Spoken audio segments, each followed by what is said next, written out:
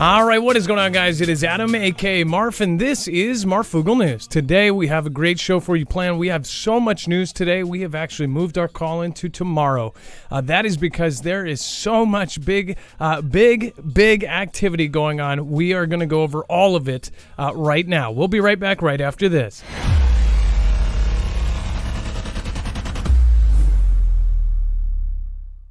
Nothing in this show should be considered legal, medical, or financial advice. The views of the callers can differ considerably and do not necessarily reflect my opinion, Dex's opinion, or anyone else who works with the show. You should always do your own research and consult with professionals. The internet is full of fake news, so please take everything with a grain of salt.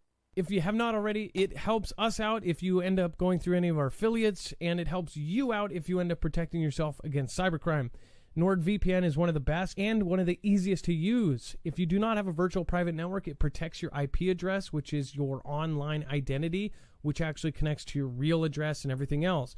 It also connects to you. If you know anything about how they are data logging and basically getting your profiles down, you can prevent that by having a VPN. Nord is, again, one of the easiest. Download it. It's like an on switch and off switch. All you have to do. Go to marfooglenews.com/VPN. Not only will you get a giant discount on this, but you will also be helping us. I appreciate your support, and I appreciate everyone that goes through any of our affiliates.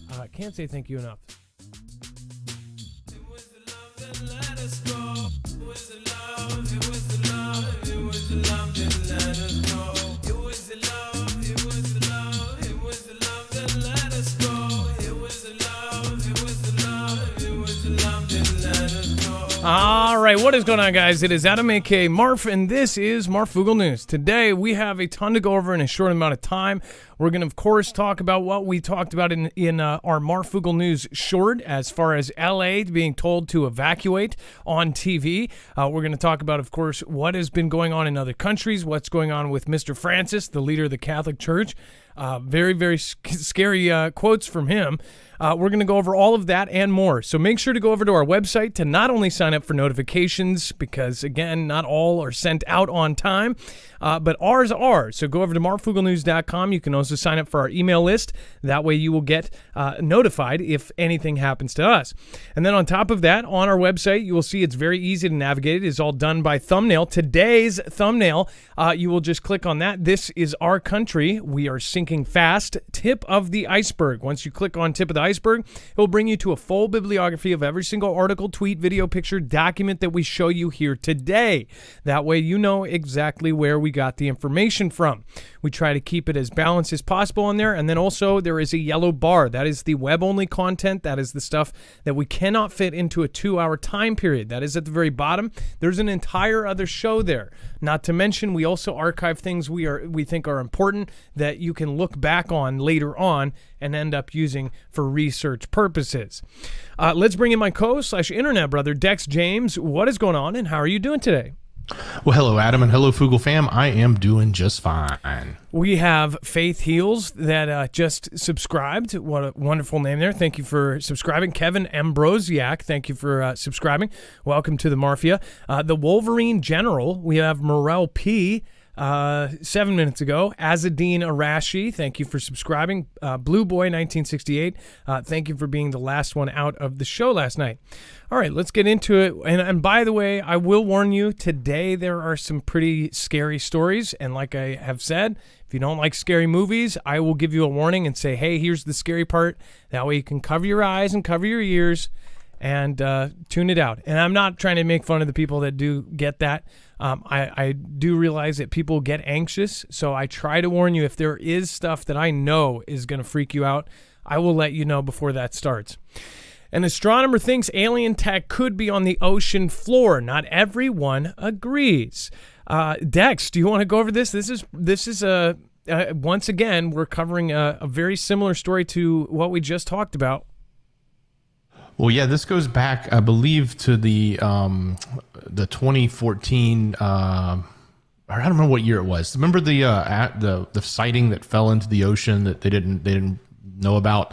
The professor, the Harvard Smithsonian Center for Astrophysics, Avi Loeb, has been talking about that and thinking that it was extraterrestrial or coming from somewhere. And now they're saying, or he's saying, and others have submitted a paper making a case about that there's potentially, it some sort of could have potential alien tech in it, and he wants to find it. They want to find it. So, they're looking for it. They think it's, there's potentially something there from that event that happened. So quite interesting perspective. We've covered this numerous times. The general story of this event that landed into the I think it was in the Atlantic Ocean. But yes, that's what this one's about. And so what was there is the government actually confirmed to Avi Loeb and their friends. They essentially, everybody knew that this hit and it came down. Up until then, after, just fast forward a few years after this hit, no one thought it was, or no one confirmed it was an interstellar object. If you fast forward, you have the Oumuamua, which was nicknamed the Scout, right? That cigar-shaped, not UFO, asteroid that came, and they said it was our first ever interstellar object. Then within like the next year, we had another one from outside of our solar system or outside of our universe, right? So then they actually were questioning ever since this happened in 2014, saying that this thing that happened on January 8th of 2014 was actually interstellar, and they had data, but they couldn't confirm how close it was to real of where it came from and everything else. Well, then the government confirmed it, so now they confirmed at least the range of how accurate it was. So they're saying, okay, this was actually our first interstellar object. It hit, it landed there. Now they are saying that they believe it may have some sort of potentially, far advanced technology on it. It says, some scientists believe, and I'll just read this real quick. 8 years ago, a meteor believed to have been 2 feet long entered Earth's atmosphere at more than 100,000 miles an hour before exploding into tiny, hot fragments and falling into the South Pacific Ocean. Some scientists believe that it came from another star system, which would make it the first known interstellar object of its size to impact Earth. Now, Professor Avi Loeb of the Harvard-Smithsonian Center for Astrophysics is planning an expedition to retrieve fragments of the meteor from the ocean floor. By analyzing the debris, he is hoping to determine the object's origins and even going so far as to make the extraordinary suggestion that it could be a technological object created by aliens. It says, yet astronomers are very wary of his claims, citing a lack of data on the object and insufficient evidence to support his bold conjectures about alien life. It almost paints a picture of what was that, Battlefield Los Angeles or something, where an asteroid hits the ocean and then they find out it's actually an alien ship. It's kind of that suggestion, only peaceful, right? Or at least so far. It says the object that Loeb is searching for, designated CNEOS 2014-0108, was detected in 2014 by a network of satellites used to monitor the skies for potentially dangerous asteroids. Using data published by NASA, Loeb and Amir Siraj, then a Harvard University undergraduate studying astrophysics, first suggested that the object came from outside our solar system. So at the time when they made this claim, the first claim, they were undergraduates. Now they are professors from Harvard, and basically they were right. It looks like it was from outside of our solar system, or according to them. It says Loeb and Siraj submitted a paper making their case to peer-reviewed astronomy journal. The paper was rejected because their data was incomplete, and their data was complete because of the government. It says the paper was then rejected. It says some of the data relied on observations from classified missile detection systems, making Loeb's and Siraj's estimates of the object's velocity impossible for reviewers to verify. But in April, a memo published by the U.S. Space Command seemed to confirm that object came from another star system. So then, of course, that's like, boom, it's all okay. It is what they say it is. And now all of these other scientists can gaggle around and go, yeah, it is cool. I don't know. That's not like an exact impression, but it was pretty close. Now, Loeb is launching a $1.5 million expedition to retrieve pieces of the meteor from the ocean floor. Based on data from the Defense Department, Loeb has focused his search on an area of nearly 40 square miles. It's just like mowing the lawn, Loeb said. We are planning to use a sled with a magnet that will scoop up a very thin layer of the top of the muck. He says that testing the composition of the object could determine if it resembles those found in our solar system. There is also the possibility that it will be made of some alloy that nature doesn't put together, and that would imply that the object is technological. So Pretty crazy stuff. If we'll end up following this all the way through. Obviously, we've been following it since the kind of first implication of this. Obviously, I am fascinated by asteroids, meteors, and anything else that comes out of our sky. Dex, go ahead.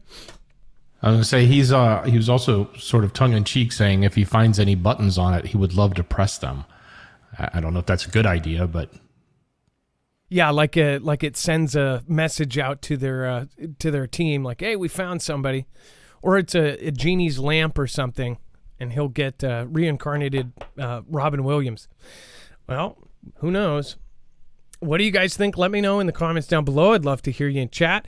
If you don't chat, make sure to say hi to the wonderful mods down there. Thank them for making it a peaceful place down there. Chinese nuclear reactor proposal could power 10 international space stations. It says Xi is moving forward on nuclear power in space. Xi's Ministry of Science and Technology approved a space nuclear reactor project aiming to generate a megawatt of electricity. And it says that's enough space power to keep the equivalent of 10 international space stations going, according to a NASA estimate. It says showing the complex receives 120 kilowatts of electrical power at most. The media outlets cited by Space News have not explained why Xi is looking for such a powerful reactor, nor released any technical details. Space missions often pivot to nuclear power when the sun is far away or in zones of itinerant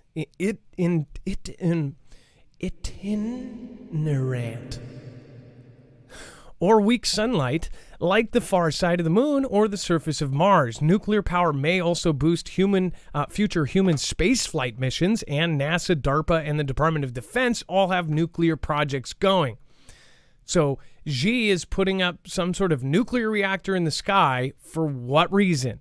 This is the question I have for you, and if you don't just take what they say for granted, if you don't just say, hey, that's the truth, and you start asking questions about everything that's going on right now with all countries, it really looks like it's a completely different picture from what is being said. It seems like something is going on here. Almost every country is doing something that is completely classified and completely secretive. And all of them kind of go back to this theme of like, how, do they know something we don't?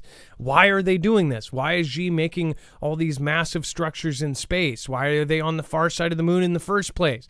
They're not public about all their stuff. They don't have like a little, press conference every time they do something. They're more like, we'll do it and we'll tell you if it's cool. So what do you guys think? Dex, what do you think about this as far as doing, what would be some other reasons why they would do nuclear power in space? I guess, would it be to be a middle point or something? Yeah, I don't know. The thing that comes to my mind, though, is what we were talking about in last night's show about the investment and the concern that our own government has around militarization of space.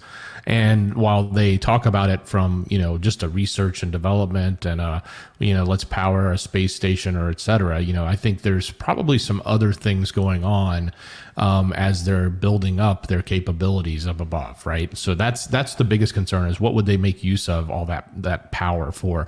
And keep in mind, that solar is typically the power that's used in space, because it's widely available pretty much all the time, depending on where your position is, except for when you're not, like behind the dark side of the moon, or if you're positioned in a spot where there is no direct light from the sun. But yeah, it's a pretty big endeavor, and it's not something new to them. They've used it on their moon lander.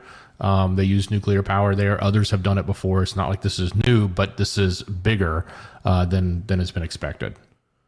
Now, one thing I would say is, why do we have nukes in the first place? Whoever had the nuke, or whoever had the bigger nukes, or whoever had more nukes, they were untouchable. They were at least untouchable after MAD and mutually assured destruction. If they had enough, they could be a sovereign, country, because you don't want to mess with them. They've got nukes. If you did have some sort of space weapon that was more powerful than anything here on Earth, then technically you could rule the planet. If you had something that no one could defeat, or if you had the first of something that essentially had no match and that could knock everybody out in a second, that would also be a reason why you could basically rule the planet if you had some sort of weapon that would threaten, the entire planet. Who knows? Maybe they're making a Death Star. What do you guys think? Let me know in the comments down below. And then we have Xi demands U.S. drop tech export curbs after NVIDIA warning.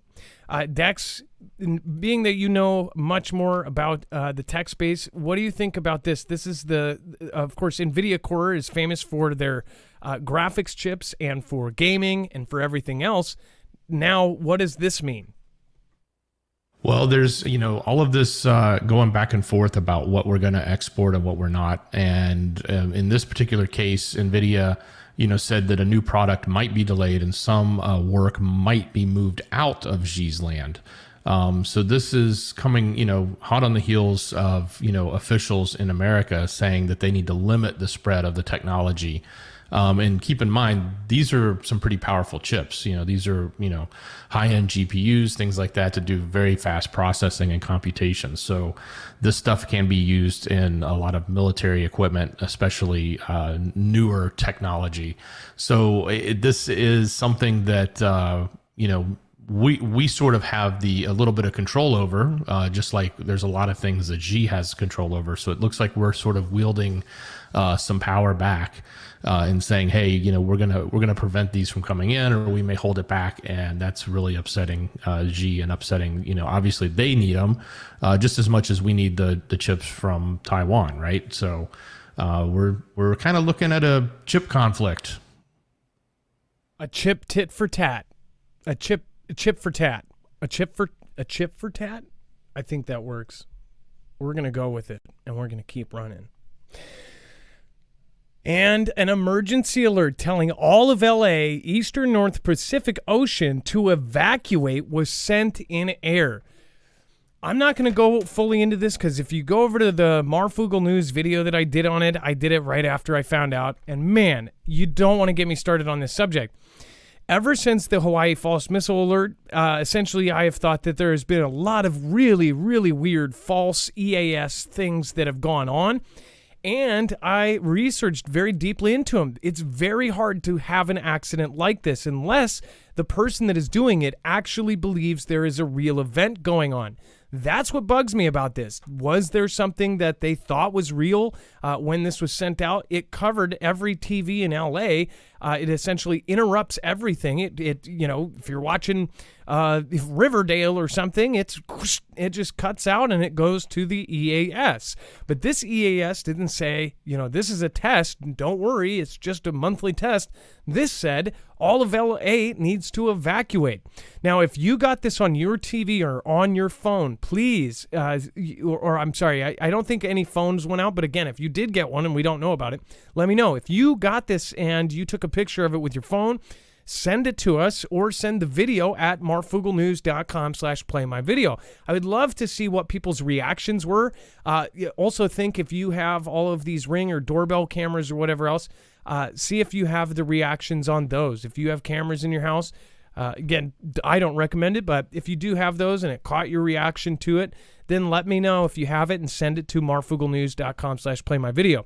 Essentially what happens, it says an immediate evacuation notice from the emergency alert system that interrupted regular TV programming in the Los Angeles area Wednesday, telling the entirety of LA County and the eastern North Pacific Ocean area to evacuate due to a fire sent in air.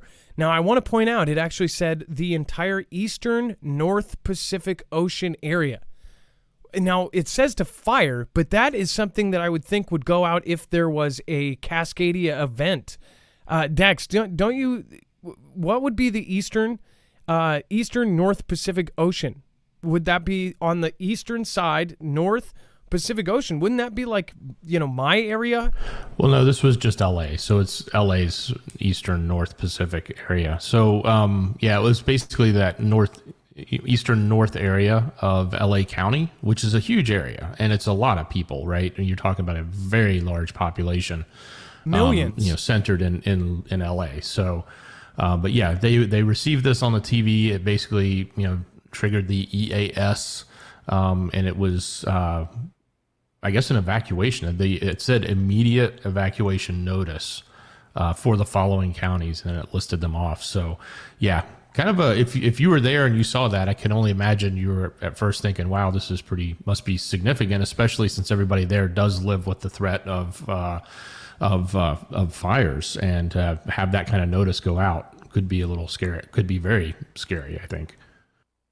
So when it says Eastern North Pacific Ocean, is that what they call an area of LA's ocean? Or because if you actually think about it, if you are looking at the Pacific Ocean, there's never eat shredded wheat, so there would be north and then eastern. That would be the upper part of the Pacific Ocean. Would that not be? Because it actually did a lot of specific places, and it will show you right here. It said... let's see here. It said counties or area for the following counties or areas. And you know how it lists the different places when it does the alerts or when it does the practices. It says a civil authority has issued an immediate evacuation notice for the following counties or areas: Eastern North Pacific Ocean, Port Conception to Guadalupe Island, Eastern North Pacific, Los Angeles, So when I saw that, I thought that meant the Eastern North Pacific Ocean.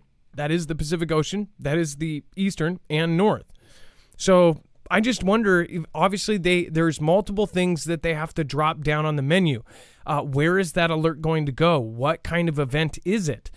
Could that have been another different kind of alert, and then they drop down again and then put one of the disasters? I know it sounds like Sim City almost, but think about it. They have to do these drop downs to figure out which one it's going to be, what areas, and then they select them or they unselect them. They did this, and why? I guess, how does this work? If you are somebody who does this for a job, why did they put 40 times Eastern North Pacific Ocean? Is that just something that's standard for them to repeat something like that? Here, would it say, King County, King County, King County? Would it do it 10 times like that? I don't get it. They said it was done in air, but I want to point out, before the Hawaii false missile alert, there was no alerts. And then all of a sudden, right after the Hawaii false missile alert, a very specific one, just a few days later, Japan had a false missile text that went out. What are the odds of that? It's never happened in history, a false missile alert, and then you have two within the span of, if any kind of span. But it was just a few days later when that happened. Then you had Broward County and a bunch of California County had these false fire alerts back in Broward. And now you get another one. How do these keep happening? It just confuses the hell out of me. I made a shorter video over on Marfoogle News about it. I would share it out to any family and friends over in LA. The one thing I think of, though, too, is this, of course, is sent in air. But was it sent in air? Was it a test? Was it something where they can't get a real reaction unless they do a real alert? I know that they have talked about doing stuff like that back in 2016, and then in 2018 we had the false missile alert. So it's just kind of weird. What do you guys think about it? Were any of you alerted by this? Were any of you watching TV when this happened? I'd love to hear from you. And again, tomorrow, if you want to call in, 224-400-MARF, call in tomorrow and let me know. So very freaky. What do you guys think about it? And of course, it is not something where they just push a button and it goes out. They have to select what kind of disaster. They have to select the counties. They have to manually unselect and select. There is no kind of autopilot. There's really no way to do this in air unless it was like a graphical or a computer error that it just did it by itself. So they haven't given us exact kind of details of how it happened. But again, this is a very hard thing to send out on accident. Do they even have tests for it? Is it something where somebody new selected the wrong thing? I still don't think so. After finding out how it actually works for the people that are in the offices that are watching for this, it doesn't make sense. Dex. And Adam, there is no East. I was just doing some research on it. There's no East Northern Pacific as far as counties go. Also, there's no Broward. Broward's Florida. That's just an error. But I don't remember what other county it was in California that this happened in. I know what you're talking about. But yeah, there's nothing. That Eastern North Pacific is kind of odd that they would put that in there. Let's see. It's actually on my website. I want to say no. I'm not saying Broward County. Broward. Let's see here. It's on our website. It's actually a video that I did, and I want to say it is Broward. Is it Broward? Is that? That's Broward. That's the huge county in southern Florida. Yeah, they had a false alert as well. That's exactly what I was saying. Okay, yeah, I thought you meant California. Okay. Yes. Wait. Where's Broward again? Southern Florida. No. This was in California, so I have the names mixed up. Thank you for clarifying that. It was somewhere in. Was it Browning? Doesn't matter. I will find it, and before the end of the show, I'll show you the video that I did on that. But as far as this goes, and that actually reminds me, though. Florida had tsunami warnings, fake tsunami warnings on the East Coast. They had those tsunami warnings. How do these things keep happening? That is the question I have to ask you. What the heck is going on at these EAS offices? It doesn't make any sense. So again, if there is no county or city or state that's called Eastern Pacific, or Eastern North Pacific Ocean, that's actually talking about an area of the Pacific Ocean, so an area that coincides with us. Would it not be? That means it would be actually saying that anybody in that area of the Eastern North Pacific Ocean to evacuate? That's why it's so odd when it's broadcasted to LA. Isn't that my area or Alaska or something? I mean, where, I know that that would be saying like everybody in that part of the ocean. That would sound like a Cascadia subduction zone. It's just nuts. All right, and then before we talk about Tech Tool offers police mass surveillance on a budget, I do want to remind everybody, if you haven't already, if you do want to protect yourself against an EMP or a CME, which I don't know, did we actually we have some stuff that we're going to be covering. A new sunspot just formed, and apparently some sort of magnetic event happened. So we'll be covering that. We might have wages on here soon. But again, if you want to protect yourself against an EMP, make sure to go over and check this out. EMP Shield is the same company that's been contracted by agencies like DOD, DHS, and then, of course, they're on the DEMSO team helping protect the Texas grid. This is a device. In fact, there's many devices that they make. One is dedicated to each device. So they have one for your car, one for your RV, one for your boat, one for your motorcycle, one for your generators, one for your home. Pretty much anything, including even a ham radio, you can get an EMP shield for to keep it running after an EMP or a CME. If a Carrington level event happens, which again, it's a matter of when and not if, your devices or your home, your generators, your cars will be protected.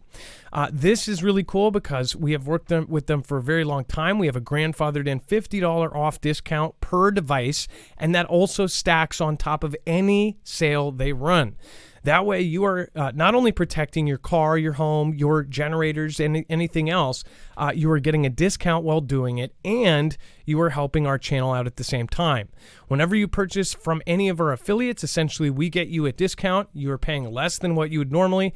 You are supporting our channel financially with a commission, and you, of course, are protecting yourself against some sort of disaster or making your life easier during one. So again, that's marfooglenews.com/EMP. It's a veteran-owned business. It's 100% American-made down to the screws, and it can protect you against all three phases of an EMP and a CME.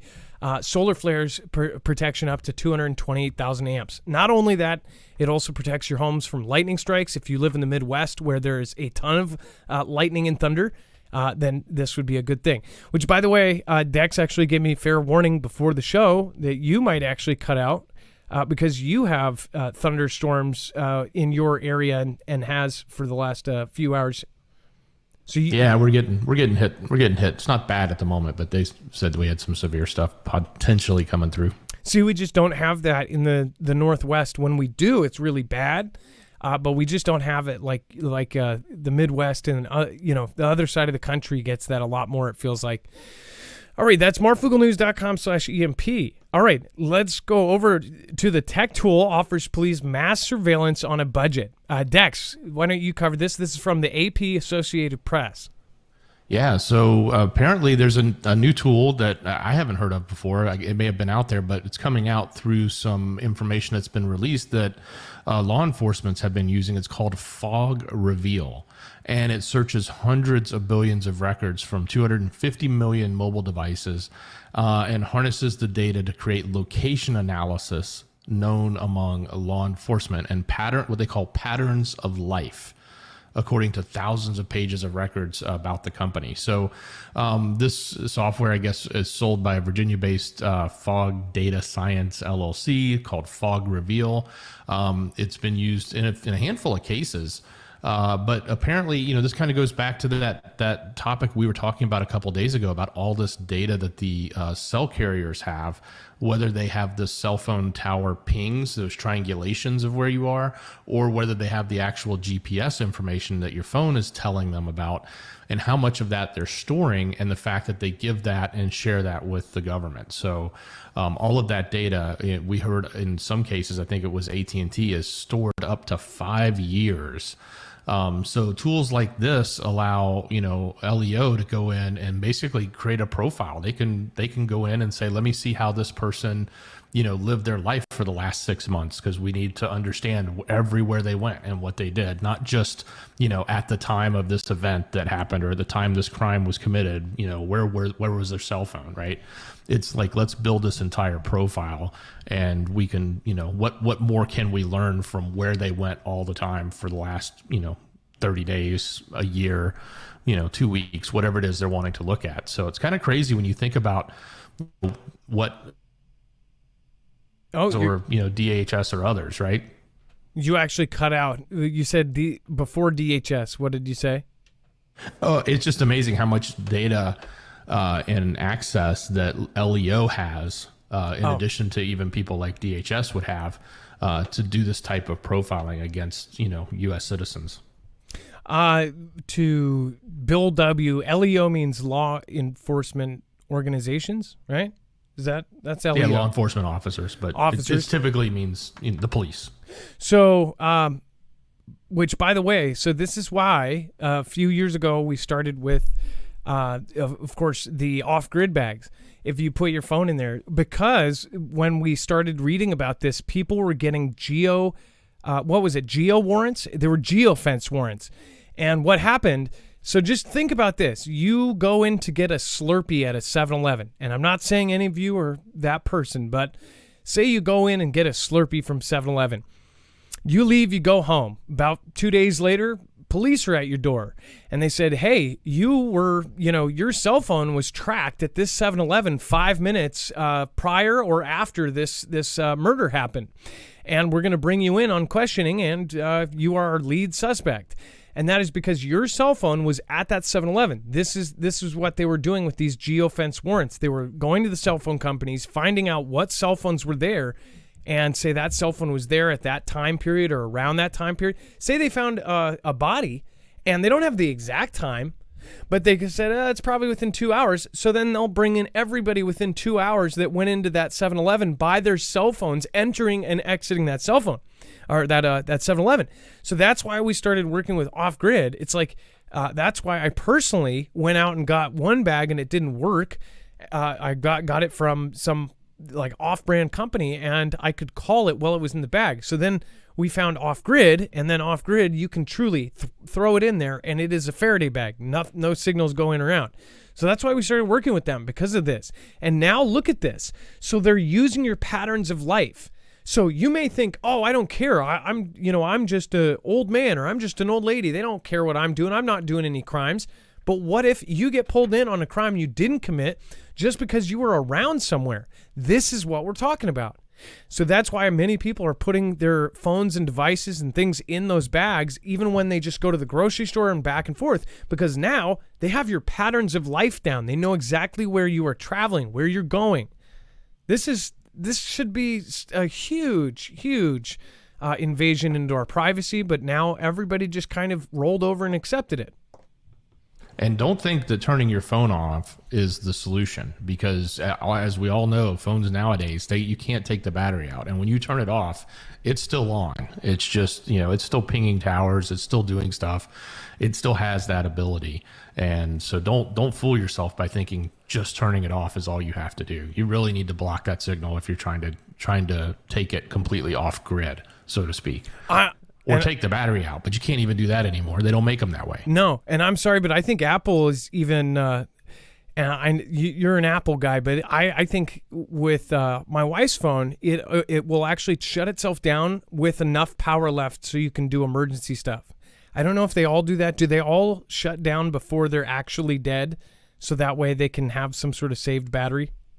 That's to actually prevent the battery from going bad. If you deplete the battery, if you deplete a lithium battery down below 20%, it actually degrades its life and it's not usable. So they actually stop using it with a lot of power left, so the battery will last longer. I don't know. It's not just cell phone batteries. It works on all other lithium batteries. I'm sussy. Well, then they would put 20% as 0%. But they do. That's why when your battery says it's got 5% left, in reality it's got more. It's just they don't tell you that. So, but yes, your phone does it too. It's not an Apple only thing. They're watching. See, I just do you hear that? It was okay. Well, that's why we said, look at that. They're looking up your patterns of life. That's incredible. And then, okay, we're getting into the scary stuff, so please cover your eyes. Do whatever you need to do to not be stressed out. If you, if you're digging yourself a hole to put your head in, go ahead and do that now. Let's see here. Vlad warns Moldova not to threaten its troops in breakaway region. So we've talked about Moldova plenty of times because Moldova is the place where, of course, a leaked photo at the beginning of this whole invasion thing went on. There was a photo of the Belarusian president standing in front of a giant current map. The map was current at that point. When this leaked photo came out, it actually had where the U.S. troops were stationed. It had different, basically a map key with different, platoons and things and where they were on the map. And it showed what looked like what after they would take UKR, an arrow going right into Moldova. So after they would take UKR, or after they get to that halfway point where they can enter, they would just start taking Moldova. That's what it looked like on the map anyways. And then there was, of course, Moldova recently just started handing out and giving away, iodate tablets or whatever. And those tablets are made and used to prevent any kind of nuclear radiation going into your thyroid. They did that. And then, of course, Belarus actually said that they were modifying their planes to carry nuclear weapons. Then, of course, so there's been a lot about Moldova and Belarus lately. And now Vlad and his country are saying, Sergei Lavrov warned Moldova on Thursday that threatening the security of Vlad troops in the breakaway region of Transnistria risked triggering military confrontation with Moscow. Vlad has stationed peacekeeping troops in Transnistria. I don't want to get canceled or anything. Since the early 1990s, when an armed conflict saw pro-Vladian separatists wrest most of the region from Moldovan control.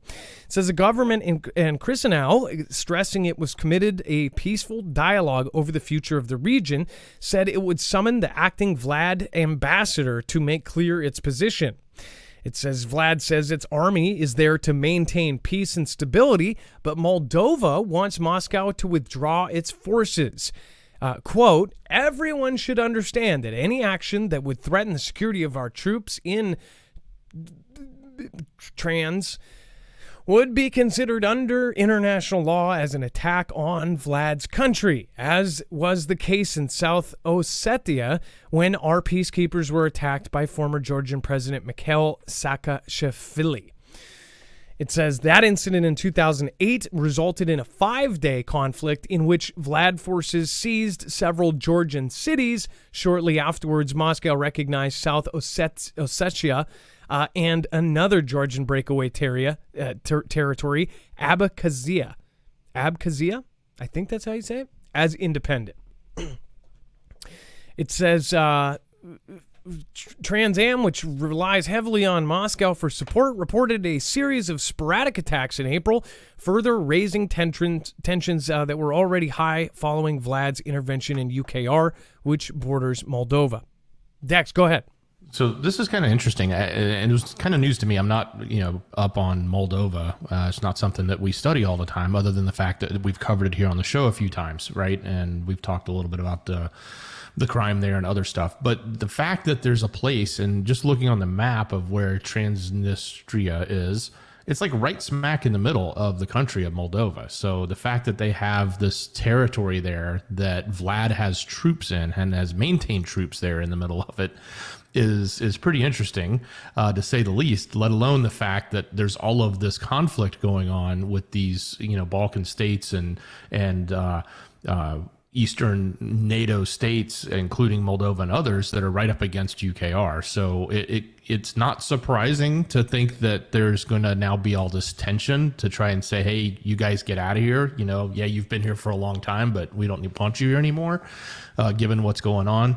But it's also interesting to think that there are troops that are literally sitting smack dab in the middle of that country in this particular territory. It's a small area, but yeah, it's right in the middle of the country. Yeah, and I didn't realize it either until saw that map, and I was like, holy moly. So how are they even there in the first place? But apparently, maybe that map was showing that they were going to place troops there before. Maybe that was current. Maybe they were saying, oh, well, we're going to put guys here first, and then they'll complain about it months later. And then we have, go ahead. I was going to say, apparently, I think they've been there for, long time. Decades. Yeah, decades they've been there. So, yeah, it's been a long time. So it's the whole thing over there is super confusing. That's why we tell you guys to do your own research, and to figure out a lot of this, you need to actually go and do your own research on, because you can't just take one little piece of it and know what's going on. There's culture, there's all sorts of things over there that we do not understand here in the Western world. I never claimed to know about what the hell is really going on there, because I'm not there. The media is very sparse that's actually coming out that we can believe, because obviously there is a ton of media that's being held back, not just their stuff, but everybody's stuff is getting filtered through this kind of, through the woke filter. I don't know. And then Vlad loses more than 900 elite military personnel in UKR BBC.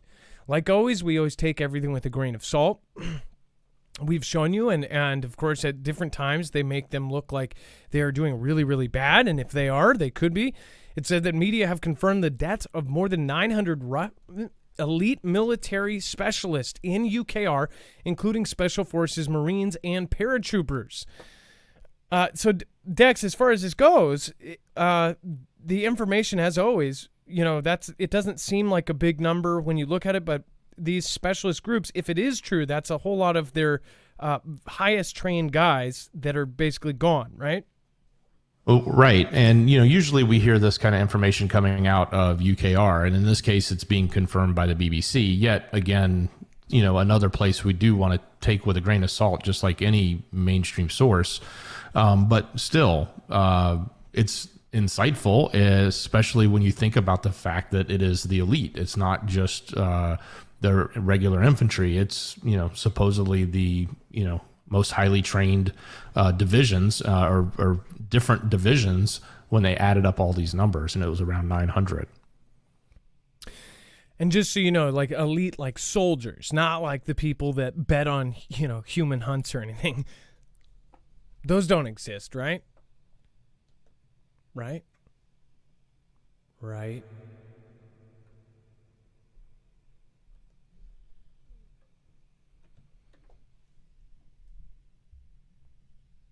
Vladian oil chief dies in fall from a 6th-floor window. Ha ha! Company blames the perishing on illness. Did we not just mention this last night that people just keep falling off of buildings? Like randomly falling off of, the roof or 6-story buildings? We were just talking about this last night. Is this not funny, Dex? Well, unfortunately for him, it's not. But for the irony of the situation and the fact that we've talked about so many people that are close to Vlad that have been taken out.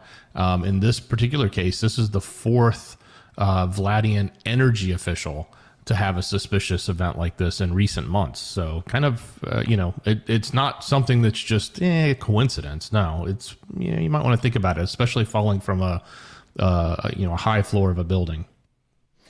And by the way, that's tongue in cheek. Like this is getting absurd. We have a spy movie playing out right in front of us.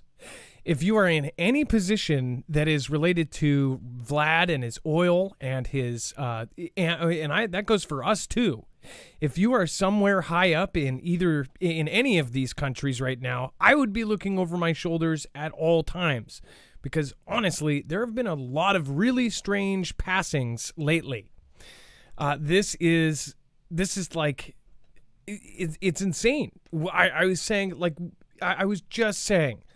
Like, watch, we'll see another person fall off a roof randomly. And then today, another person fell. And how do they justify this as a severe illness? So like, in the official announcement, they didn't even mention the building. They just said, we deeply regret the passing, and he passed away following a severe incident. So it's not a lie, because it was after, but vertigo? They make it out like it's that. But the word following allows it to be truthful, because his passing was following being severely ill, potentially, right? But it doesn't mean that was the cause. The real cause is the guy fell from a 6-story building. How did that happen? Like I said, I think his illness was vertigo. He was just dizzy all the time.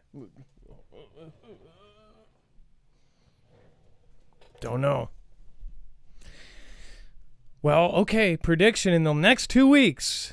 This is like, betting on the strongest horse here. Somebody else is going to fall off a roof. Let's just call it now.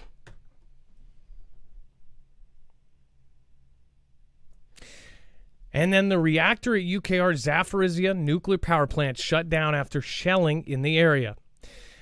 We'll talk about that here in a second. I do want to remind everybody, if you haven't checked this out already, our whole show is actually running on a Flex 1500. If you don't know about solar generators, I'd highly recommend this one.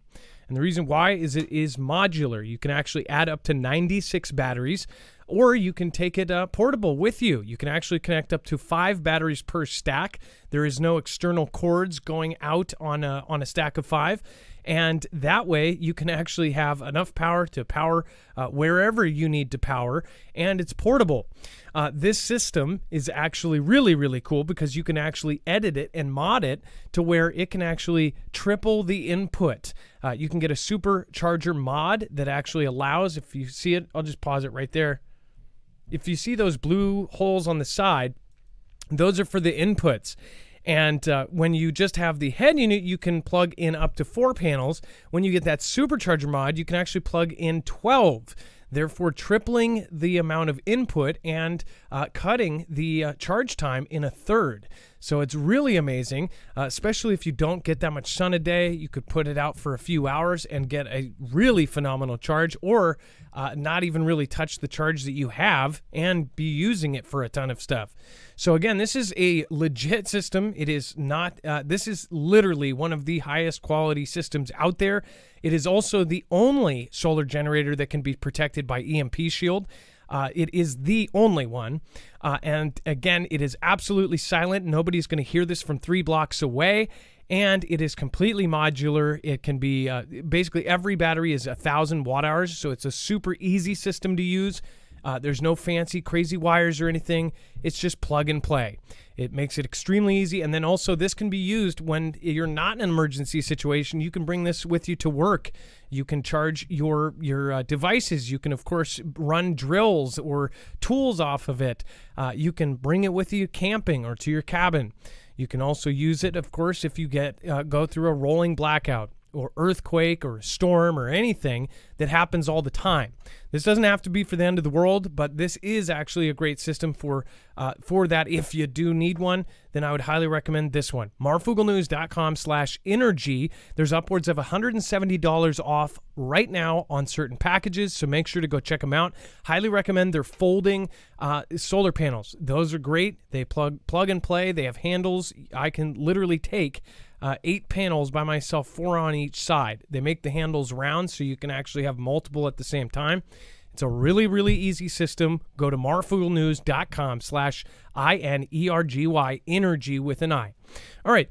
Thank you guys for doing so. When you do that, you are helping our channel as well. Plus, you are getting one of the coolest things, and it does not take gas. All right. Dex, let's go into the power plant shutting down. Obviously, there have been multiple things that have all happened at the same time over there. We've also heard rumors that there was some sort of event there, but those were not confirmed, so we can't really go too deep into that until there's further news on that. But Dex, do you want to say what we have confirmed? Well, what's going on here is the I think it was the UN nuclear watchdog was going in, and on the same day, of course the fighting continues, and it got so bad in one area that they needed to shut down the 5th reactor there, and so they shut it down. They turned it. I don't know if it was it was IAEA that said they needed to do it, or if the plant workers said, hey, we need to shut it down, but they did shut it down. So kind of a big deal. This is the ongoing narrative about this nuclear plant there as to what's going to happen. We've shown images of holes in the roof. We've reported on the large holes that are in the sides of some of the reactors. We've talked about the electrical transformer systems that were hit by shells as well, that went out and they had to redo. We also heard about the power being turned off, which wasn't the reactors turning off. That was just them literally shutting off the power. And some were suggesting that they were going to just reroute that power elsewhere, they being Vlad. And obviously, this is a hot area. On one side of the river, you've got UKR. On the side of the plant, you have Vlad and his group. And obviously, they've been pushing back and forth. And now they've brought in these inspectors to come in and check to make sure everything's okay. And while that's happening, again, they continue to battle there. So the one of the rumors is that it was Vlad that was doing it, and of course, the other side will say it's UKR that's doing it. We get the story going back and forth on the finger pointing. No matter, it just depends on which side of the news aisle you're looking at. Speaking of finger pointing, this guy's like, "Hey, over here, Vlad's over here kicking it in his boxers." It looks like he's on a conveyor belt of people. I don't know. Is that just me? It looks like he's on a roller system where they just pass through a naked dude. Stephen McMahon, 9 corridors through Vladia invaded in history. 1 in South Ossetia, 1 in Crimea, 1 in UKR, and 1 in Romania. Interesting. And then Moldova was part of Soviet Union. Lots of Vladian colonists. Vlad wants a piece of Romania, the Bessarabian. There's got to be Bessarabian Gap, and South Ossetia and Abkhazia are one of the corridors that have been used 100 times in Vlad history to invade Russia. Very interesting. I'd see that's stuff that I did not know, and again, I'm not an expert on European history. But I would love to have somebody who is on the show. That would be very interesting. Teresa Griffith, thank you for your support. Chad Duran, thank you so much as well. Marina's Seaglass says, Saved by Grace 18 channel, Dude Cash is done December 13th, executive order. See her recent video and share, please. Marina's Seaglass, I will most definitely check it out. I keep hearing dates, and I don't usually do the dates thing, but I always check them out and see what they're saying. And then LAPD, SWAT 1, thank you. Last show out, and Blue Boy 1968, thank you for your support on the last show. I don't know if I did get to you last show, so thank you. And then Vlad starts massive war games with Xi and other allies, including India. So I talked about this briefly. Today is the start of Vostok. That sounds like they're horrible Vladian Woodstock or something, like a bunch of hippies in the woods going, oh, Vlad, hey, you made it. Vlad, you made it too. Vlad, hey, Vlad. It's a bunch of Vlads. Just a couple of Vlads hanging out. Vlad has launched week-long military drills involving forces from Xi's country and other nations, and an exercise that shows growing defense cooperation between Moscow and Beijing as they both face tensions in the U.S. It says large-scale maneuvers also seem to be intended to demonstrate that Vlad has sufficient military might for enormous drills, even as its troops are engaged in action in UKR. First of all, I don't think they have all of their eggs over in UKR. I don't think they have every one of their troops. In fact, there has been a theory since the beginning that they have thrown all of their crappy stuff at it first. Like, just, throw the untrained guys, throw the old 1800s weapons in there, throw a couple frags, and let's just, let's see how far we can get with all of our crappy stuff. The reason I say that is because we have seen them use, or we've heard that they've used the hypersonic stuff. That, again, people doubt that as well. But we have not seen them use a lot of their advanced stuff. Vlad has just as advanced stuff, obviously not as advanced as the U.S., but I wouldn't underestimate them. They have all sorts of gear that is top-notch, high-tech stuff. So for them to obviously have all of this going on, it's a big deal. For them to do all of this and have everything that's going on in UKR, it kind of shows you that most of their big stuff is not being used. It said, a Vladian Defense Ministry said that the Vostok 2022 East exercise will be held until September 7th at 7 firing ranges in Vlad's Far East and the Sea of Japan. So they say that they're going to end up by the Sea of Japan. I want to point out, so just hypothetically, if this wasn't a drill and they were actually getting in place for a WW3, and I'm just saying hypothetically, and that's why I told people to tune out, is obviously we have seen in history where these war games ended up being actual troop movements, and it gives a tiny bit of element of surprise. It's a way that you can move a ton of troops with little alarm. Once somebody reads, a headline saying, oh, they're doing an exercise, then nobody really trips. We do it all the time. If there is something going on, the U.S. government will say, oh, it was just an exercise. It was just a drill. Of course, it being something that they've had to, throw under the rug or something. But with this, along with what the leader of the Catholic Church said today, that's what gets me. And I'll go over that here in a minute. But essentially saying that today will be the day that the outbreak of WW3, that we are witnessing and we are experiencing the outbreak of WW3.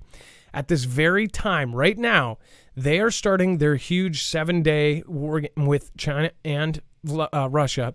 And then, of course, we have at the same time the U.S., the Arctic, everywhere around the planet, everybody's doing these drills. So I think it's kind of weird timing, and I'm hoping that nothing comes out of this, but there is a lot going on. So I would keep everybody's eyes peeled and make sure to pay attention close. Hit that subscribe button if you haven't already. Make sure to hit the all notifications button. When you click on that bell down there, you can actually do all. That way you will get all of our videos, not just some. Dex, what do you think about Vostok East and how they are doing these massive exercises? India is getting pulled in, and India is going side by side with Xi. That's what blows me away, is India is working side by side with Xi's country. Well, yeah, and we're going to cover that specifically in just a moment. But yeah, that and the fact of this location. So if you think of the map of Vlad's country, which is huge, it's a big country. It's all the way on the far east, but that's technically the west of the Pacific, right? So that is right near Japan. It's right by the Sea of Japan. It's right in an area, and they're not just doing it on land, they're doing it on land and water. So they've got a whole lot of ships that are moving into that area. They've got 50,000 troops. It's kind of a big deal. I know we've been covering it numerous times as this has been building up, but now that it's started, the real question is what comes of it. And is, anytime there is a drill like this, it's an opportunity to move a lot of equipment, to move a lot of people, and do it under the guise of a drill. And then does something happen from that?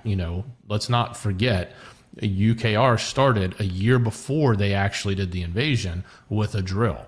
They moved all of the people in. They said, don't worry, it's just a drill. We're just doing drills. We're just doing drills. But in reality, they were setting everything up and they were getting prepared. And then they came back, right around a year later, exactly. And all that equipment was there. All the people were brought back in. The camps and everything were set up, and then they moved forward. So we have to pay attention to what's going on here. This is an annual event. It's a big deal. I don't know if it's annual in this location. It's an annual event where they do these big drills. But the fact that, we're also now talking about India participating, which we have mentioned, but, let's not forget the fact that, India has, ties with us, ties with others that are on the other side. So they're sort of playing right in the middle. They're playing this game where, they, on one hand, they're in conflict with the Xi, but now, on the other hand, they're doing drills with Xi and with Vlad, right?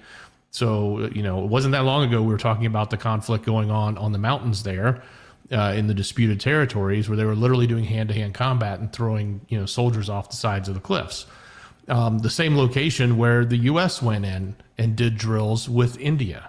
So India and the U.S. were doing drills a month ago in that location that was contested with Xi, but now India is doing drills with Xi and Vlad. So, and by the way, India is set to be the largest country in the world in the next few years based on population. And I don't know what the size of their military is, but you can rest assured it doesn't take much to get a lot of people in there. Now, certainly doesn't mean much just having people. There's also tech you need, but yes. A lot of questions going on. So I also want to point out, Vlad is the largest military supplier for India. So it's kind of like, the U.S. is Australia's largest supplier, right? If we are doing a drill, this is very odd. They are the lifeline for their military. I also want to point out, after India had that run-in with Xi's country on the Himalayan mountains where they were throwing people off, at that point, if you don't know, the last 4 decades, India and China have been fighting over the Himalayas, and they've been basically, both of their maps show their part of their country extended over the other, and then Xi's map has their map extended into theirs. So they've been fighting over, saying, hey, this part is ours, and then they've been saying this part is ours. They've both been claiming the same land, and they keep moving the borders, right? Well, on those borders, and there's a zone in the middle, which I forget what they call it, but it was kind of a zone where they kind of both agree not to go temporarily, or at least for the last couple of years. Well, those zones had military setups. They had tents. They had everything. Those disappeared. All of their vehicles pulled back, almost like they secretly had a thing and said, Xi said, hey, we're about to go to, this is just my speculation. Xi goes, hey, we're about to get into some bigger stuff. You're going to want to be at our table when this goes down. We'll give you the Himalayas. And after we're all done and everything's said and done, you can have that area. We're going to have Taiwan, and we're going to have this area. We're going to have whatever. It's going to be me, you, and Vlad, and we're going to be sipping Mai Tais on the beach. I don't know if that's what happened, but it was really weird when all of their military camps just disappeared. Satellite photos showed them they just backed up and backed away. But yet they've been in this headbutting contest for decades and just recently had a really kind of bloody fight. And then, of course, now India has had all of these weird ties, doing all this stuff. Now they're doing drills right beside Vlad and right beside Xi. And they're doing this. And like Dex said, when we watched and we followed it a year before, that Vlad moved all of his gear in, all of their military bases, all of their FOBs, the forward operating bases, everything there. And they're like, haha, just kidding. We're just doing a drill. But yet the troops went back. Everybody, the whole world was like saying, hey, get this out of there. It's really scary. Get all your troops back. But all of their gear, all of their setups, all of their tents, everything, their ammunition was all still there. And then a year later, they did it. I'm going to watch to see what they end up putting down, if they put military, structures or anything down. I'm going to watch the Arctic on this one. There's a lot of stuff going on. And, of course, now we also covered this week that Vlad has expanded 12 times in size in just the last few weeks in the Arctic. Dex, go ahead. Well, and I also want to mention, let's not forget Sri Lanka. It was a month ago that Xi was docking a ship in Sri Lanka against sort of the wishes of the West and also against the wishes of India. And India started trading a lot of strong words of warning towards Xi over that. And even as of 5 days ago, they were still talking about it, they being India. So it's just really odd when you look at this. You've got they're really playing this like right in the middle game, even though I think they're a member of BRICS now and other stuff. But they're just playing this weird position where they're playing almost both sides, right? Yep, and they're also part of the alliance with Xi, Vlad. They're in a financial alliance with China, just so you know, and the I country over in the middle, E, and NK even. They have some sort of financial thing where they all are in the same group. I forget what the abbreviation for that is, but they joined in 2017. So something changed. And then I feel this goes directly. Sometimes there's those things where you think, oh, those are connected. That's my personal opinion on this. This week we covered that the Pope essentially grabbed all the money from all these entities and said they didn't even actually give a reason for it. They said they gave a decree that says they have the power to do this. And they said, hey, the money should be in the main home of our church, and the assets should be, basically under one umbrella. And they used that. He declared it, and all of the money from around the world in the different holy sees and in the different banks are getting put back into Vatican City, into their what was it? IUO? Is it the IUO? Or it's not IOR. IOR. I was thinking IOU, and I'm like, yeah, it's quite a big IOU. And they grabbed all their money, and they said by September 30th, all that money has to be moved back to the church. Why? That tells me something's going on. And then, get this. It says that the POPE declares mankind is experiencing the outbreak of World War III. It says that Francis has declared mankind is experiencing this. It says in his address to Polish-speaking pilgrims at the end of his weekly audience in yesterday, the pontiff encouraged prayers, quote, in a special way for the people of UKR. He said, tomorrow you will remember the anniversary of the outbreak of the Second World War, which so painfully marked the Polish nation. He's talking to Polish pilgrims, right? He's saying tomorrow. So physically on, what is that? And what did he do the speech yesterday or this morning? This matters because do we know when exactly he did this? Was it on the 1st in their time zone? I don't know if I'm wondering because when was the what is when he's saying tomorrow, did that have significant weight to it when he said tomorrow you'll be remembering the anniversary. Yeah, I think it was the first when he did this. So yeah, the second. I'll have to look the other date. That date up. Is this when did WW2 start, or did it just start for Poland on that day? When is the anniversary of when the second conflict started? Does it say? Because he's giving it. If he is either way, it's September 1st, 1939. That's when H invaded Poland. So he must have been giving this speech on the 31st. Okay. Time zone changes. Okay, so here's why it matters. He's saying tomorrow, he's giving a specific date. On the 1st, you are going to remember that day as the start of the second conflict. He was saying today, we are experiencing the third. So he's saying currently we are experiencing the third. We're seeing the outbreak of WW3. I mean, like, people are still sleeping through this. They're still in denial. And I've been screaming at the top of my lungs about this. And again, for a long time, I wouldn't say it because I didn't want people to call me a fearmonger or I'm crazy. But look at all the signs. The reason why people don't believe it is because they would rather believe, and rightfully so, that all of it's a clown distraction and this and that. But I think this part is going to be a real part of whatever plan that they are doing. Yes, I actually agree with you that there's probably some sort of evil thing going on. But I also believe this will be very real for people like you and me, civilians. We will see something that we have never seen before in our lifetimes. Today, we are experiencing the third. May the memory of past experiences spur you to cultivate peace in yourselves and families and social and international life.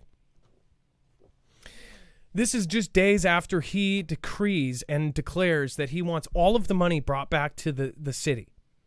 He wants everywhere in the world to put all the money back into one bank. Does he see a collapse of the money system? Does he see something? Does he know something?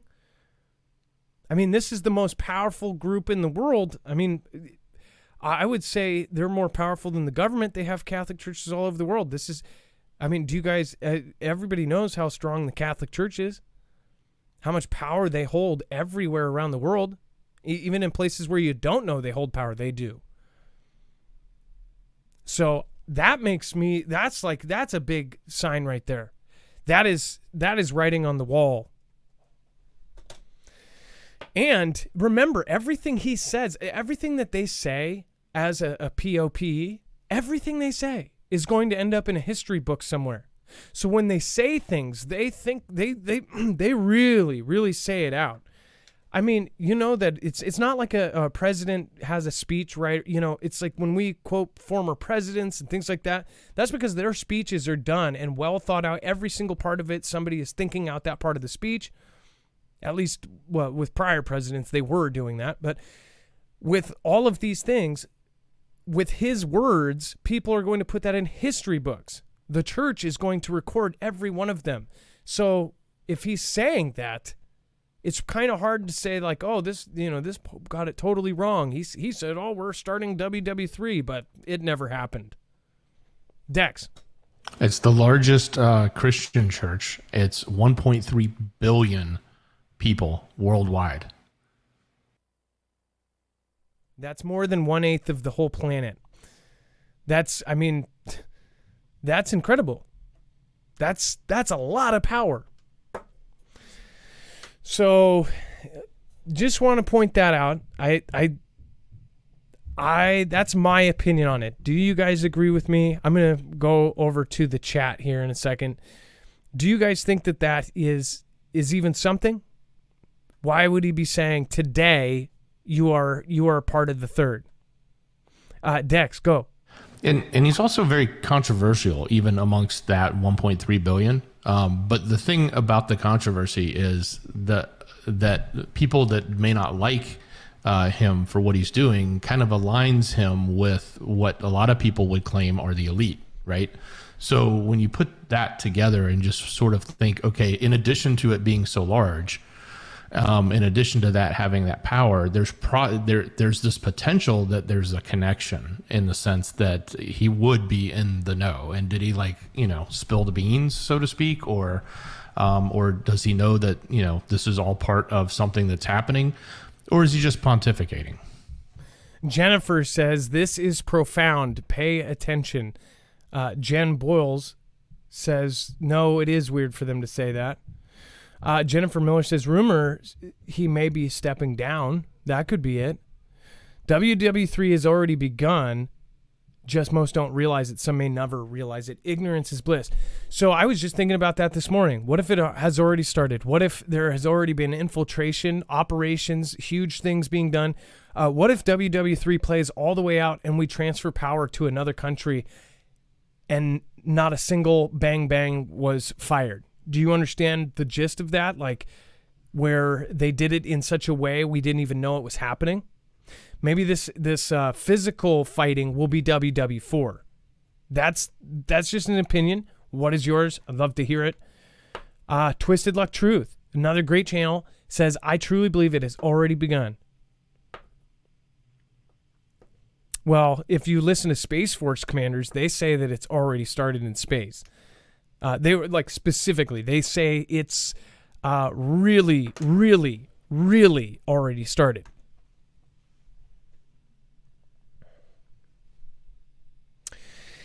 And before we talk about Taiwan takes down drone, which we just talked about this yesterday, make sure to go over to marfooglenews.com/prep.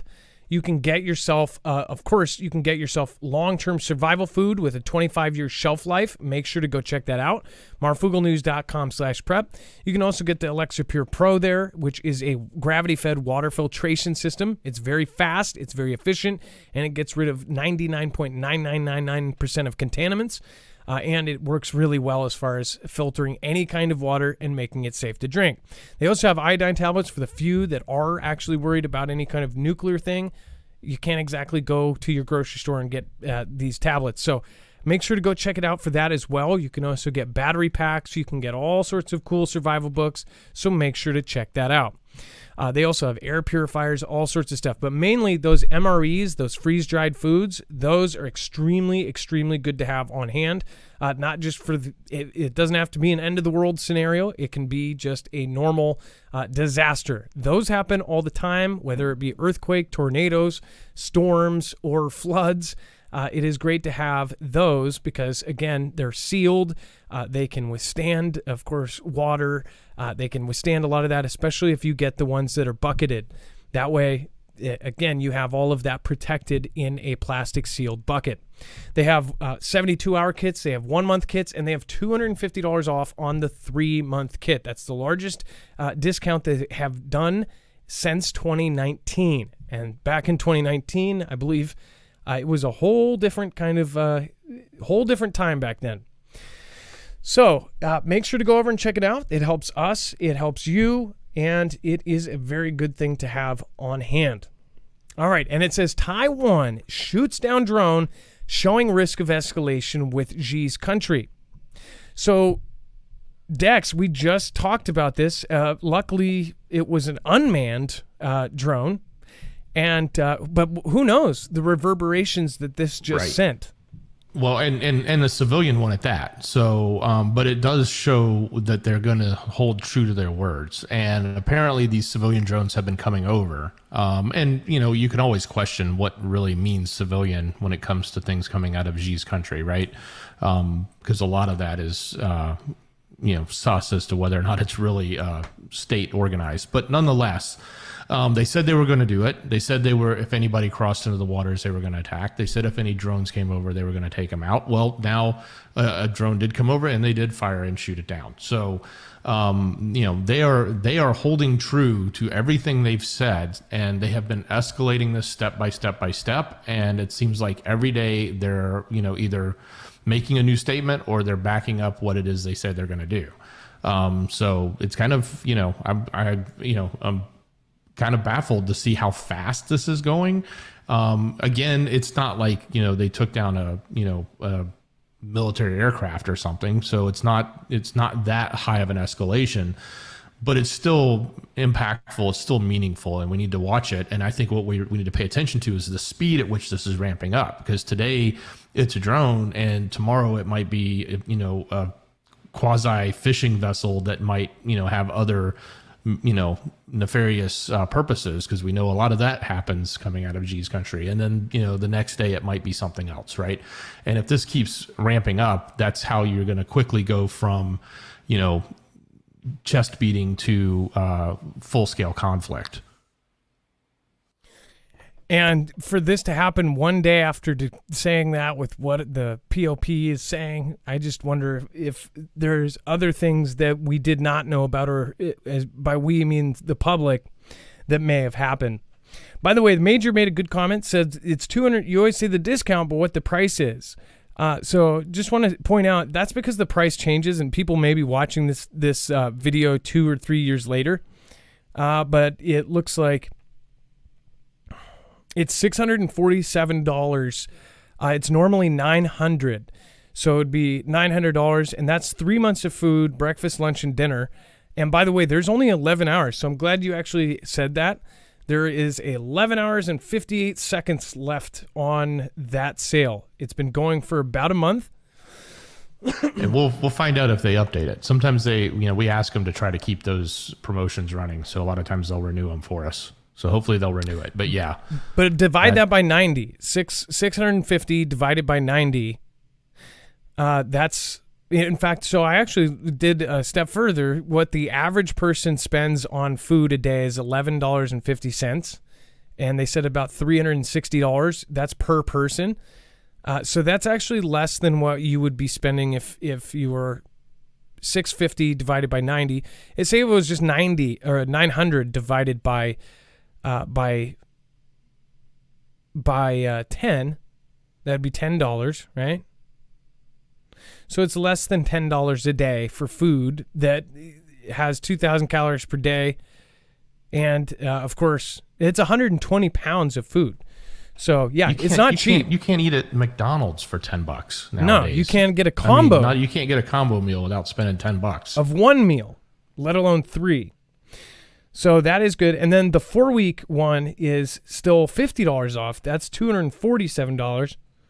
That's pretty cool.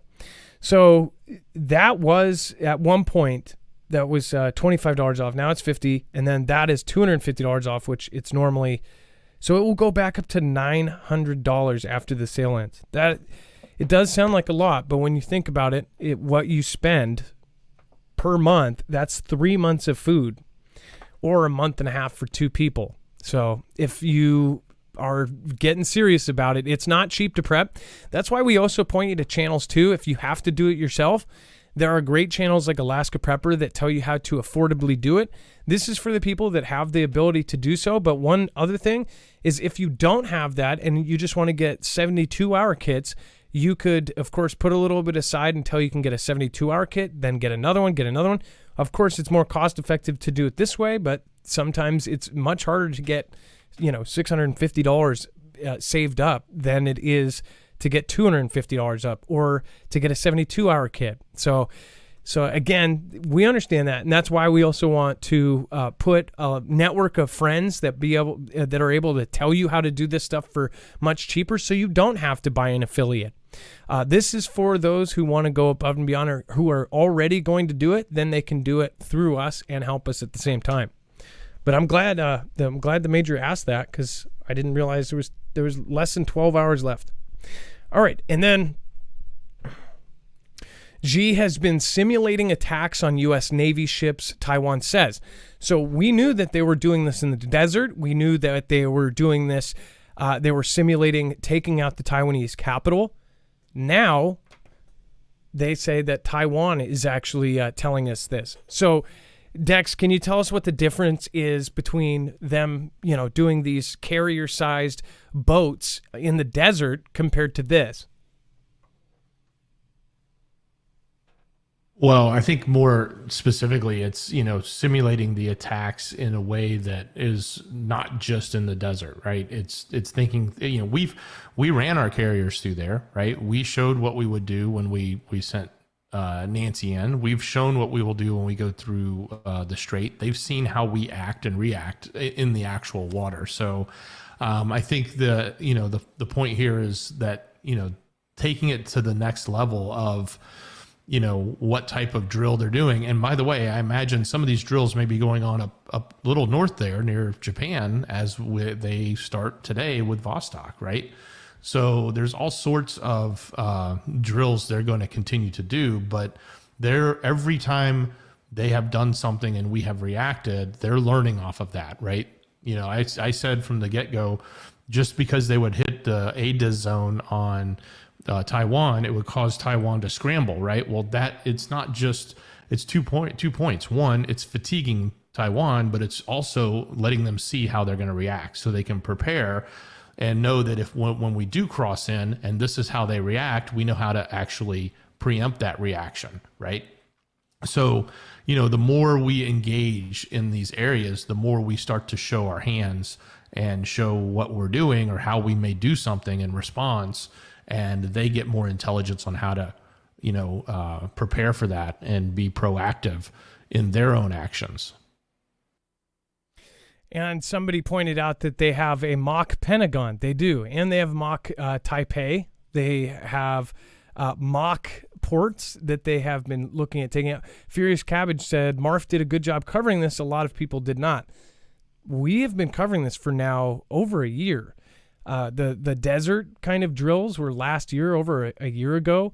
That a lot of that stuff was going on, and we were covering it when almost no one was. There were other peers in kind of our close friends and stuff. There were people, preppers, that were covering it, but mainstream did not cover it until after. In fact, it wasn't us that covered it first. It was like somebody like Full Spectrum or somebody else covered. I remember seeing it and looking for articles everywhere to verify what they were saying. And then I remember about 3 days later, the mainstream caught on to it because it went over like all over before its news and all that stuff. And nobody was covering it. But then they verified with satellite photos that they were taking out these carrier size units in the desert that looked like our carriers, exact replica, at least the sizes of it. And they were, taking planes and dive bombing them. Go ahead, Dex. Great comment from Jay Bett about the O administration. We're going to rewind here a little bit, going back in time, but let's not forget that during the second term, we actually invited Xi's military in to our drills, into the U.S. drills, and gave them sort of a show around so that they could, we could act like we were working together as partners, but they're really getting a glimpse of what it is we do and how we react and how we perform, right? I know that's going back in time a little bit, but it's still relevant. It's very relevant.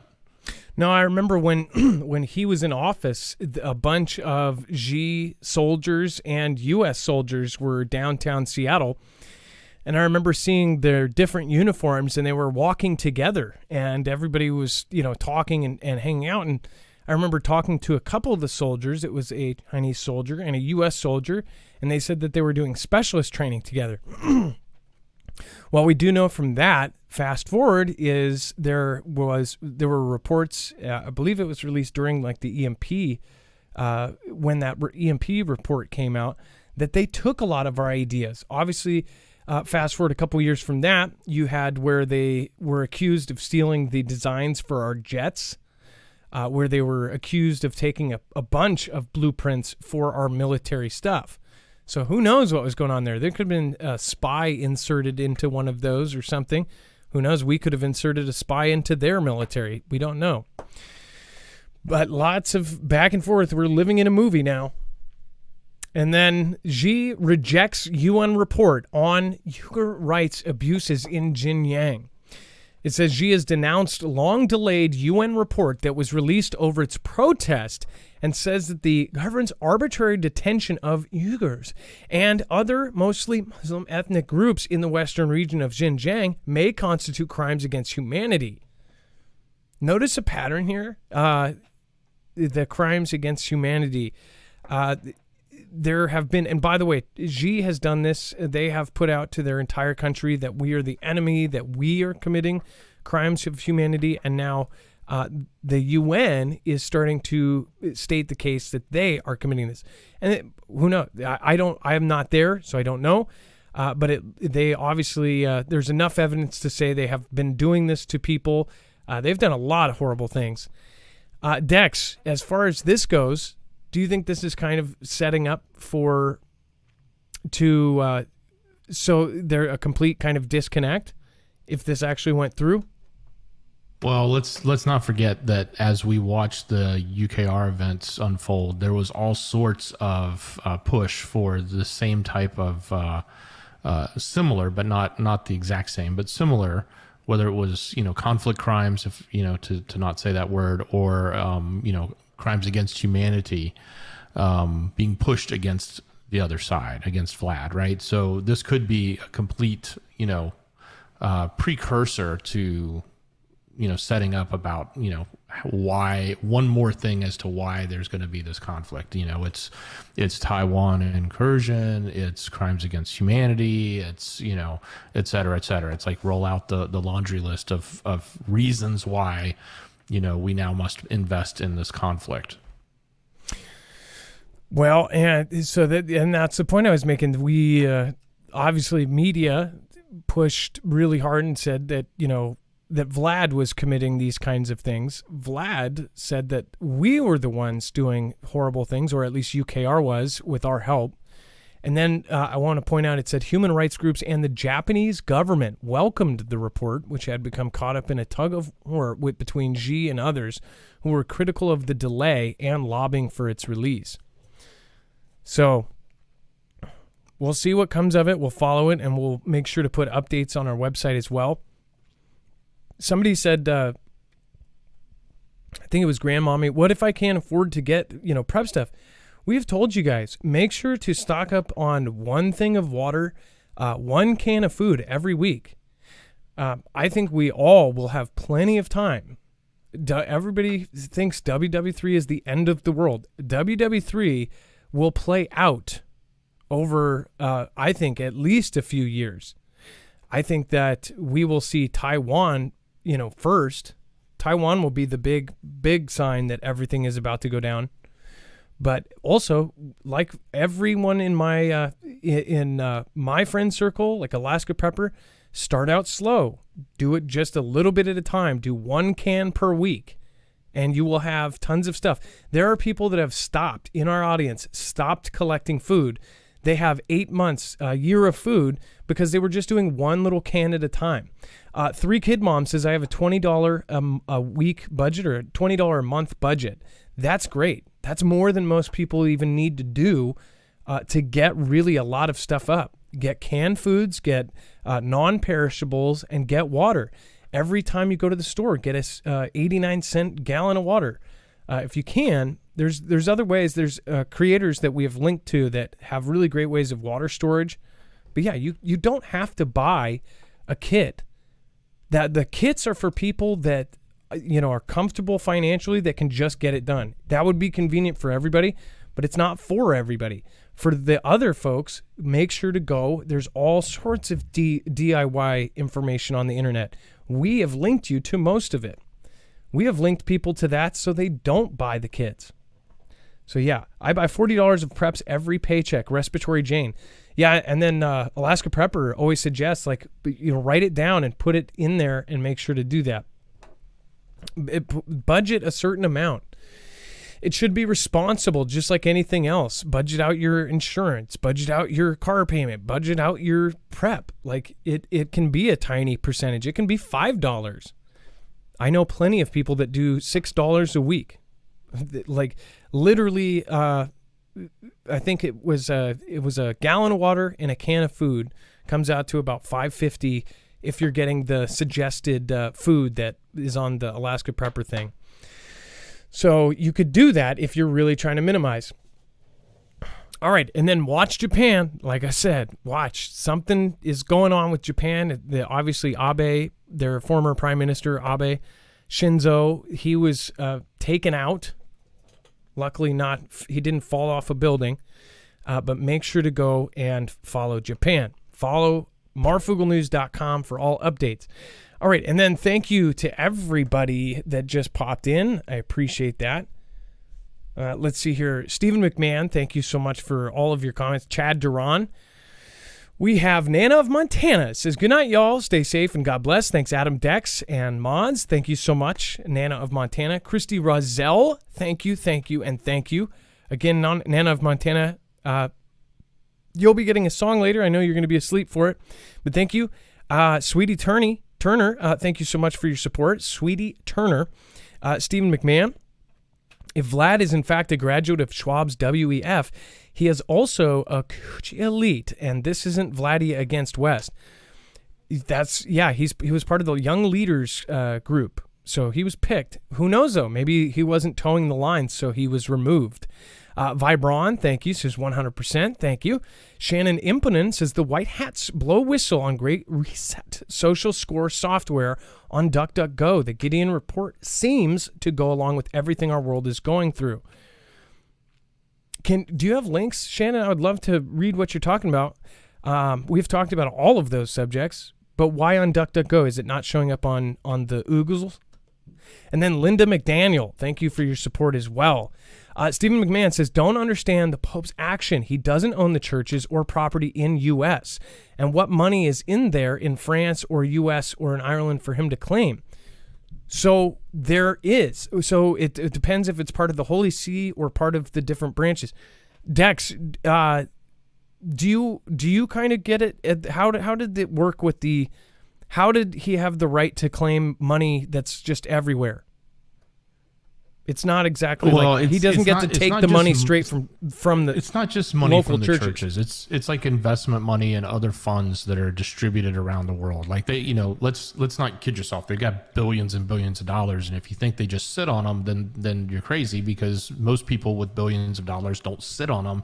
They put them to work, right? You put that money to work. You invest it in things. You buy stuff. In the case of like the church, they would be buying properties and other stuff, but they would also be doing investments as well. So. Though that money that has then been distributed out and being used to make more money for the church is what they're talking about. They're trying to pull all those funds back in. They don't want it in other places. They want it in the IOR. And the IOR is the name that they use, but we generally just call it the Vatican's bank, but it's called the IOR. So it's not like if you have a Catholic church down the street and they have some money aside that they just get to snatch that back. It's the huge investment money and the things that are out there that they get to grab that. Stephen McMahon says Vlad isn't ready to attack Romania, member of NATO, after UK and Moldova and Finland crucial to Vlad defense. Good point. And then Shannon Imponen again, thank you for the massive support. It looks like you didn't do a comment for that one. And then Nana of Montana, I did miss your first one, so thank you, and I hope you did watch the replay if you're already gone. Mir504, thank you for supporting Independent. I appreciate that. Again, welcome, and thank you. All right, and then with all of this, if you want updates, then make sure to subscribe. If you're new here, make sure to subscribe. Zippy Moons, remember the Dragon has thousands of troops in Canada still training. Head on swivel, prayers to all. So, yeah, and we've talked about that too. If you look up Chinese troops in Canada, we have shows all about that treaty they did. And then just look at how their president looks at the leader of Xi's country. Look at how he looks at Xi. He says he's a great leader, and he wishes he could run it like he does, because there's no red tape to cut. They can just get things done. Release the Quacken, thank you so much. Vault, thank you for hosting. Vicky K, thank you. Kimbria, appreciate that. Bear Lover 92,000, and of course Granny TLC, thank you for following. Welcome to the Mafia. All right, and then. Dex, let's go over the web-only content. We have a plenty of great stuff here, and a lot has been going on in the last 24 hours. Yeah, don't go anywhere because there's a lot to talk about here. So head over to marfooglenews.com, click on the thumbnail for the show, or open up the show notes link in the description on YouTube, and it'll take you to the web page for today's show. Scroll down to this overflow section. There's a lot happening. I mean, a lot. So we've got not probably a great speech, but there was a speech tonight from our current administration. And most would probably think that depending on which side of the aisle you're on, would think one way or the other. But a big chunk of people are looking at it as a massive division. So a lot will be coming out on that probably tomorrow. There will be tons of people saying all sorts of things. So be prepared. All of the stuff going on with the previous administration, T-Man, is there. There's new pictures, there's new info, there's all sorts of finger pointing. It's kind of crazy. So you definitely want to go look at that if you're interested in it and you want to see what's going on. Of course, we got both sides of the story there, so to speak. Hey, Ted Nugent in the news talking about Ozzy's relocation. Kind of interesting. Lots of other things happening about potential arrests and others for the event back in January. That's happening. Some updates on some interesting people that are trolling, I guess, Vlad. If you want to know more about that, that's there. And here's an interesting statistic, and I'm not surprised. Reading math scores fell sharply during the demic. So that's new data that's come out that's showing that. Obviously, I think we all realize that our kids aren't in school. It's probably hard enough to think how great our education isn't. When they are in school, it's probably even worse when they're sitting at home and not paying attention on a Zoom call, right? So no surprise there, but the data has come out saying that both reading math scores have fallen dramatically since then. Updates on the busing. And even something that some TikTokers are doing that you never would have thought, putting your bum to the sky and letting the sun shine on it. I don't want to talk anymore. If that's your thing and you want to know about it, go check it out. But officials are saying don't do that, because there's some experts are warning against that activity. But for some reason, they're saying it's a good thing. The TikTokers are. Bum to the sun. So, and we've talked about that maybe it was before you were with me, but perineum sunning is what they call it. And it's supposedly very dangerous because that area, you know the saying, where the sun don't shine. Well, those people are shining it where the sun don't shine. And since there has never been any shining there, it's extremely dangerous to do so. I want to say it was because people can even get cancers like that because there's never, ever been any exposure. Very just the stupidest things on TikTok. As far as to kind of sum up, we are here in the U.S., it feels like we are on a sinking ship, but currently with everything that is going on, I am hoping we can stay afloat. And with, of course, all of the stuff on the back end that's happening, all of the stuff that is happening with our former president, it's just like, how can all of this be going on at the same time? It's pretty amazing to see all of it going down all at once. Thank you, everybody over on DLive. Thank you, everybody that stopped into YouTube here. I appreciate that. Make sure to go to marfooglenews.com. And then a couple of people asked about Off-Grid. We don't really show it that much, but again, if you haven't already, make sure to go to marfooglenews.com/offgrid. That way you can find this. These are the bags that we were talking about. You don't get tractor traced when you have these. So that's marfooglenews.com/offgrid, code Marfoogle. I put my stuff in it everywhere I go, whether it be down the street. That way they can't get patterns of life. They can't see where you're going every single time you're going somewhere. So Bunny Ha 316, thank you for following, and I appreciate you. Welcome to the Marfia. Thank you, everybody. And thank you for the 4,000 plus that joined us tonight. I appreciate each and every one of you.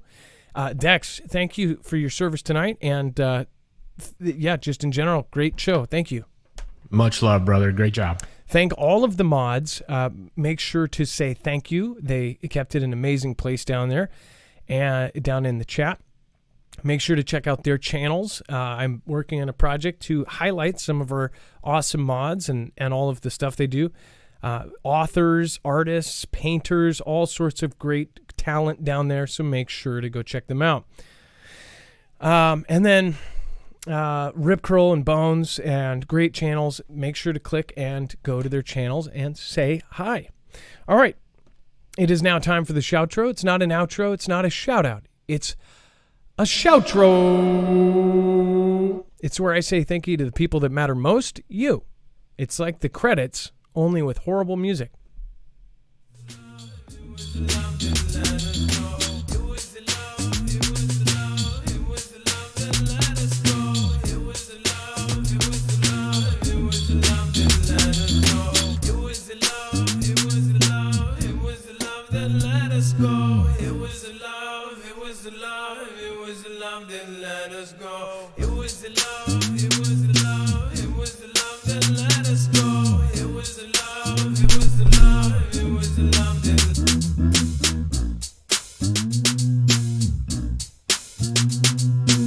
Special thank you to Nana of Montana. I appreciate your support tonight. Thank you so much.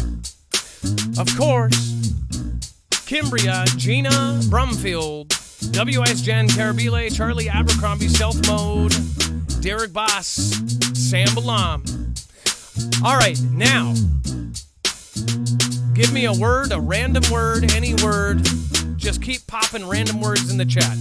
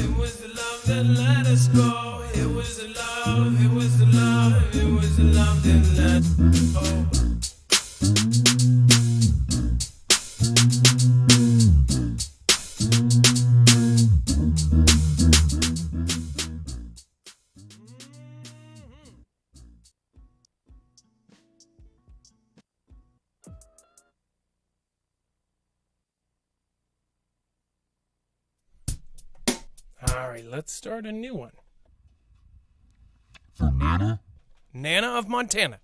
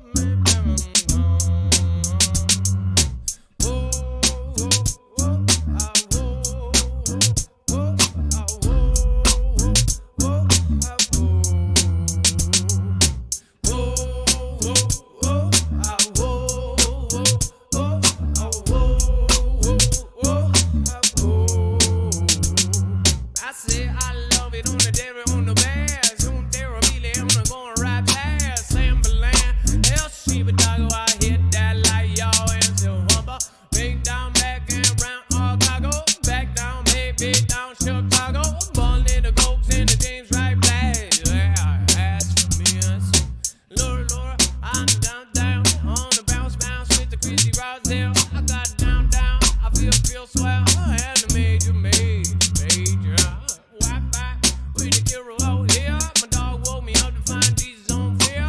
I'm back down into everybody here. Still more Del Shiva Dago DR. Now, oh, ah, whoa, whoa, oh, ah, whoa, whoa, whoa, ah, whoa. Nothing wrong is wet when the wrong way. All going down with the James White. And we'll hold now back with the Andrew Architect. Everybody, what the hell? Thick fly girls and how long does chat continue until